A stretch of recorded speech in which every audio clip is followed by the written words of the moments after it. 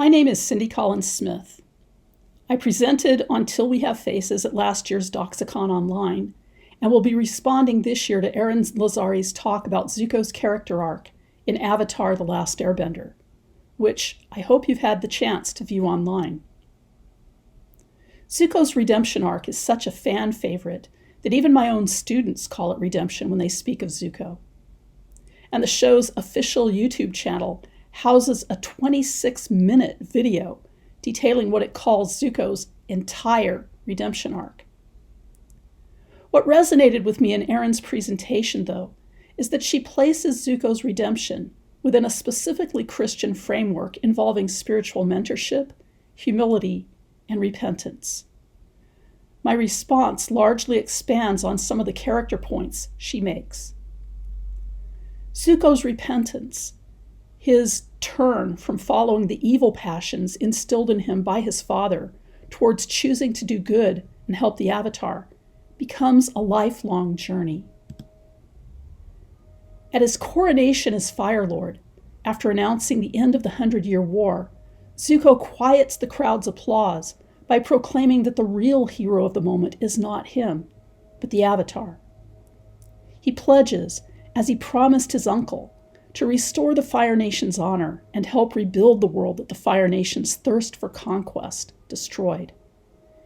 In something of a fictional parallel to St. Volodymir's real-life baptism of the Kievan Rus a millennium ago, Zuko's repentance becomes not only a personal turn towards the good, but also an entire nation's. And it holds. 70 years after Zuko pledges to restore peace and rebuild the world with Aang's help, we find in The Legend of Korra, Avatar's sequel, that the Fire Nation's military has become a purely defensive force, and that Zuko's grandson Iroh, yes, the name of his beloved uncle, gets passed down through the generations. That Zuko's grandson Iroh is one of its generals. Since Zuko's uncle, Iroh, as Aaron points out, leads his nephew toward this path of humility and repentance, I'd like to examine briefly what makes Iroh so perfectly suited to serve as Zuko's guide. Let's take a look at a short clip.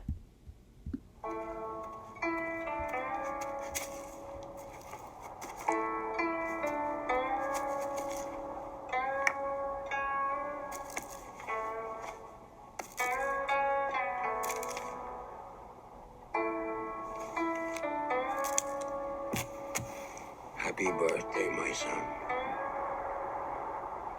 If only I could have helped you. Leaves from the vine, falling so slow, like fragile, tiny shells drifting in the foam.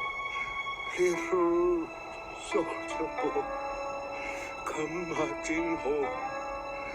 Brave soldier boy comes marching home.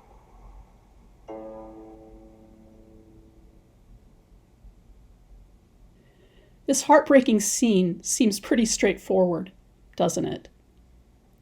Iroh offers tears of grief on the birthday of his deceased son. But there's really a lot more backstory here. This scene is from an episode called Tales of Ba Sing Se, which tells very, very, very short stories about several of the characters during their time in Ba Sing Se, the supposedly impenetrable city. Early on the day that the Avatar and his friends defeat Fire Lord Ozai, Iroh tells his nephew's friends, "When I was a boy, I had a vision that I would one day take Ba Sing Se. Only now do I see that my destiny is to take it back from the Fire Nation, so the Earth Kingdom can be free again." Iroh's lifelong consuming passion had been to conquer the unconquerable city and take it for the Fire Nation. He had once laid siege to Ba Sing Se, and even breached its outer walls. But during that siege, the siege his boyhood vision precipitated, Iroh's son Lu Ten was killed, making his son the little soldier boy who, contrary to the song, will not come marching home. Iroh's ambition, in other words, killed his son. And so his tears in this scene are not simply tears of grief, but also tears of regret and repentance. He could not help his son, so he chooses to help Zuko. We learn the rest of the backstory from other characters. Iroh threw away his ambition, lost interest in the siege, and pulled back in retreat, making the formerly respected Dragon of the West and pride of the Fire Nation an object of mockery and pity. His younger brother Ozai saw his own opportunity and usurped the throne, knocking Iroh, the crown prince, out of the succession. Yet while his countrymen think he has lost his way, Iroh begins to find himself.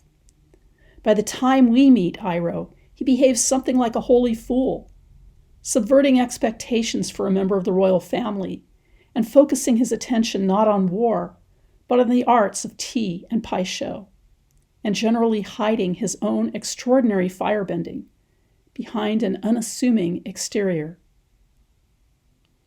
Iroh can guide Zuko because his life has run a parallel course. Both crown princes, Iroh and Zuko, have been grievously wronged by Zuko's father. And yes, Zuko was wronged. It wasn't because Zuko did something objectively bad that he was exiled with a condition that he could restore his place in the Fire Nation only if he captured the Avatar.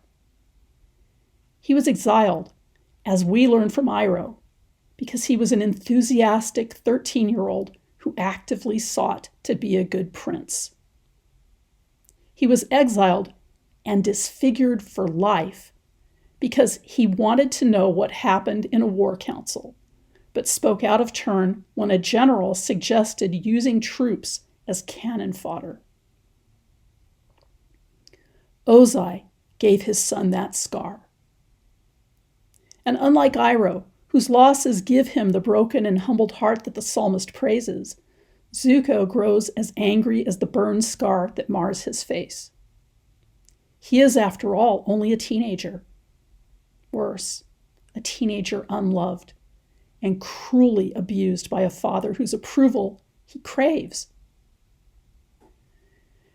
Because Iroh knows the cost of gauging one's value by the approval of others, he can serve as Zuko's good spirit, as Aaron puts it.